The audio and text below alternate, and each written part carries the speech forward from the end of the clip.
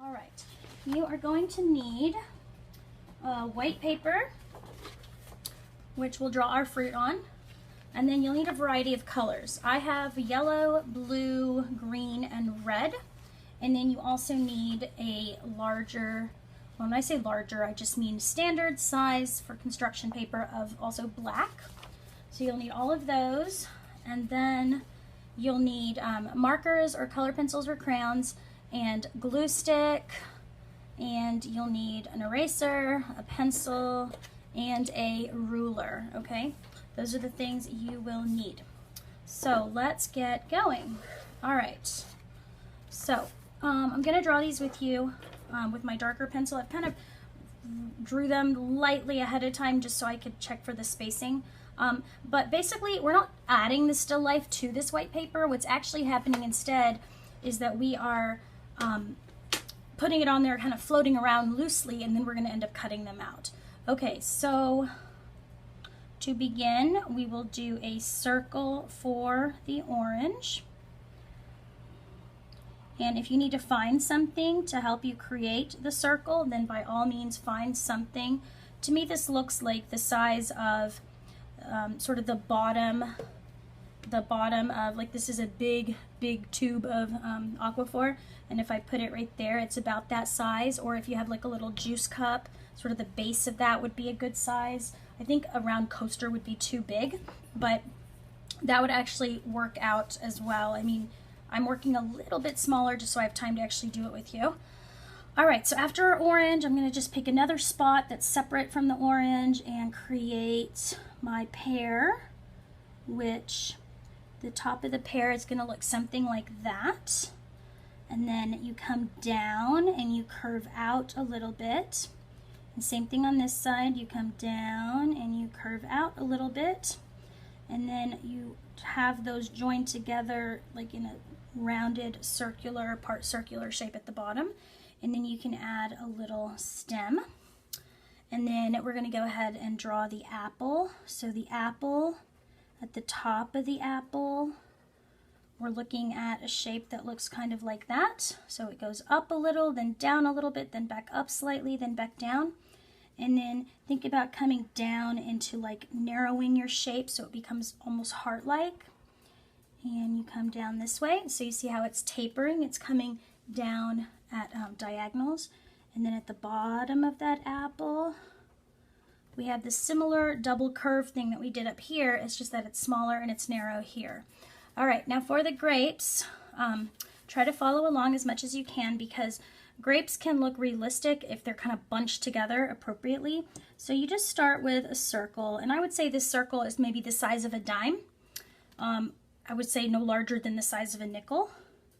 But every time we add another circle, we want to connect it to the one to the ones we've already done, so that it's always partially cropped, meaning it's partially cut off somewhere. So you're just going to keep adding. So you're never actually, again, in this process, going to make a full circle from start to finish, but instead you're sort of doing partial circles because they're all connecting, right? Each one connects to the next one. So they're all real close together. They are not practicing social distancing. I just made myself laugh. Okay, so just keep doing that. Don't think of it like a U shape, because a U shape would look like this, right? But it's really almost a complete circle, all right? It's almost a complete circle. And notice I'm starting to come down, again tapering, getting more narrow as I get closer here to the bottom of this group of grapes.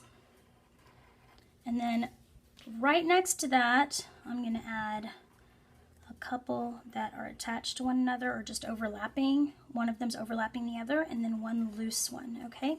So now you have all these pieces. All right.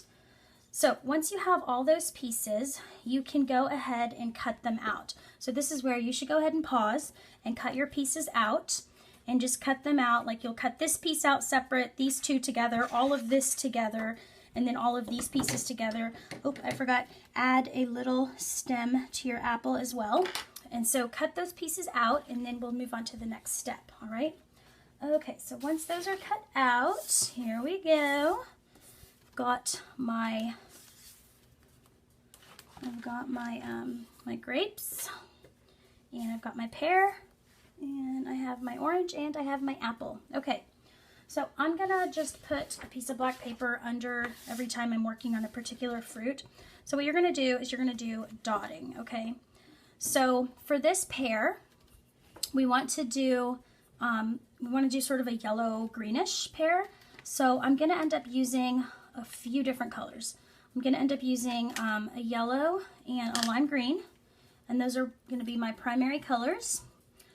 Okay, so to begin, you will think about where your light is coming from. So in the case of this one, you can see that the light is coming from this side, from the right side, and on the left side, they're a little bit darker, and that's because that's where the shadow is, because the light has to be opposite the shadow. So because of that, I always want to start with my lightest color, and I'm gonna do an all over yellow dotted pattern, okay? So I'm using the tip of my marker to do a yellow dotted all over pattern.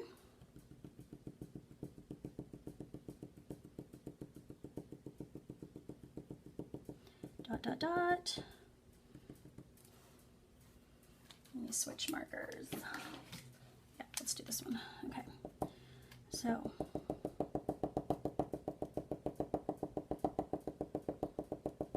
and those dots are pretty close together, and the more you stay in an area, the closer they get, and the more it starts to kind of blur together, and that's what you're looking for, okay? So I'm gonna go through one fruit with you, either the apple or the pear or the orange, and it's gonna be the pear, and then I'm gonna show you the grapes, and then you're gonna do the other two pieces of fruit on your own using the exact same technique I'm showing you. So we're gonna put the whole thing together as if we've already done all the dotting, okay? So you can see how I'm doing this, dot, dot, dot, dot, dot, over and over and over again.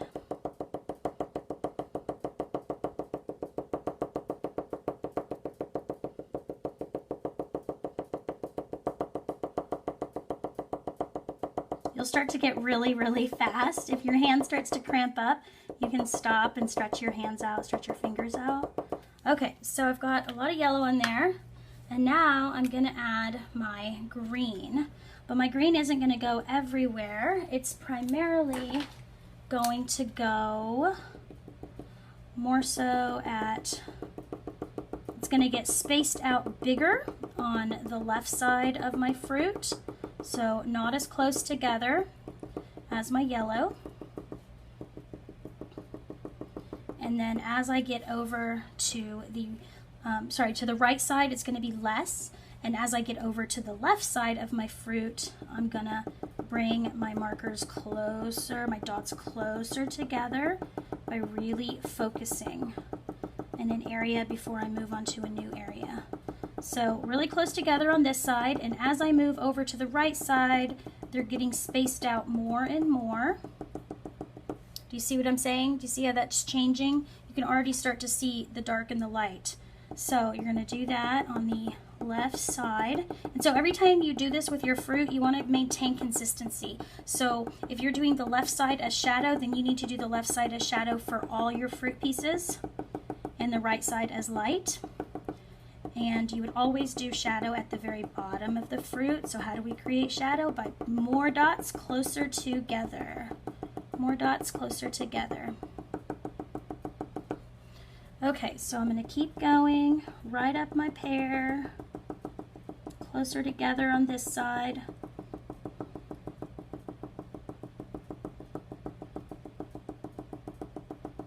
And further apart as I move away from the left side. So we've got that like that.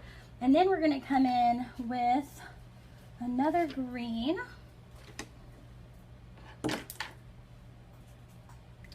A slightly darker green, and I'm not going to put any of that darker green over here on the right side where it's the lightest, but that darker dotted pieces are going to be close together, and they're only going to focus on the left side and the bottom, not the middle, not the right side, okay? Okay, so we've got our pear. Do you guys see how I did that? Pretty cool, right? Okay, so I am going to show you on another piece of paper. I'm going to show you a large version of a few grapes, okay? So remember, your grapes, you know, they look like this, right? You've got the two next to each other and then this one single, right? But I'm going to go ahead and sort of enlarge some grapes so you can see what I'm doing with the grapes, so you can kind of understand how to do those, okay?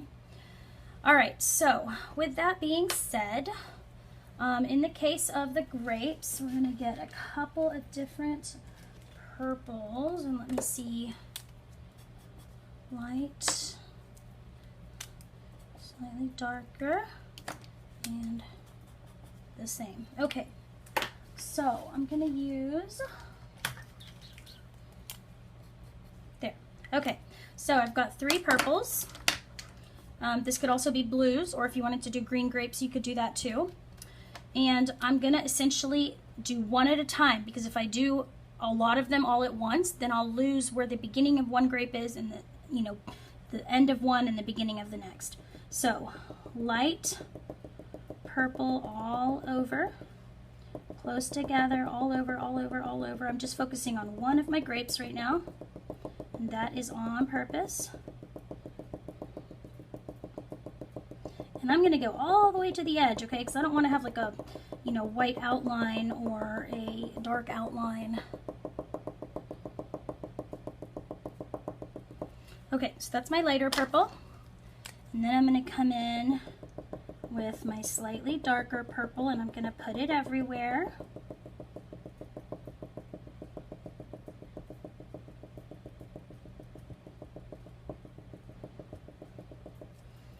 And then I'm going to take my darkest purple and focus on the edge here where the grape sort of starts to hide or underlaps, overlaps. So you can see then when you start the next grape, it would end up being obvious that it's the start of a new grape, because the top side of this one is going to be light,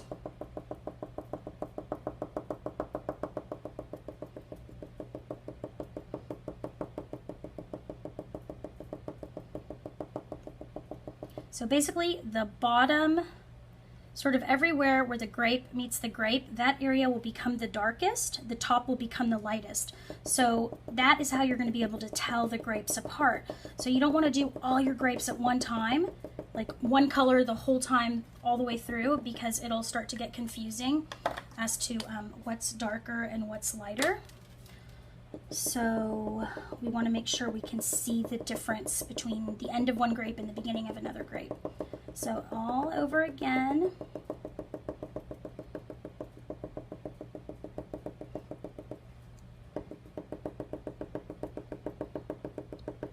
By the way, boys and girls, if you have paint at home and you wanted to do this project in paint, you could do it with paint. You would just need a really skinny paintbrush, or a Q-tip would also be a good one. So again, the left side of my grapes are going to be shadowed. So darker purple now. Now, if you don't have too many colors of one color, like too many shades and tints of one color, then you would just end up using some black and just making sure that you're spacing out appropriately. So do you see now how like you can see one from the other because of the difference in the way I did that? Okay, so that's how you're going to end up doing your grapes. And I am going to go ahead now and show you how to put this whole thing together as if we've already done all this dotting, okay? So you get your black piece of paper, and then on your colored paper, remember we had 4 pieces of colored paper. So here is a piece of construction paper. Here's my red. You can use your ruler for this, and you can literally draw your line. This is almost square-like.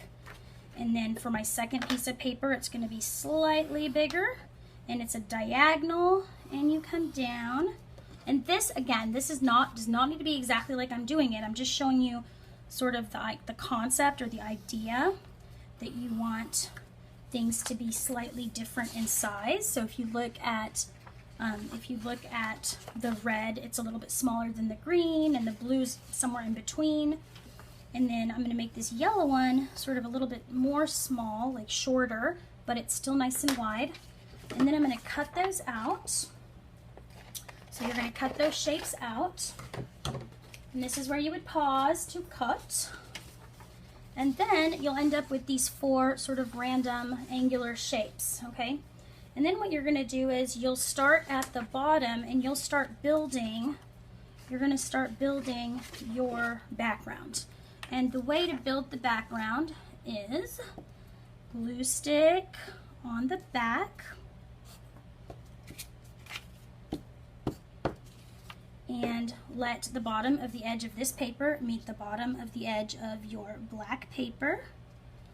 Okay, so it's right there, touching it on the very edge. So now that yellow has become part of the black.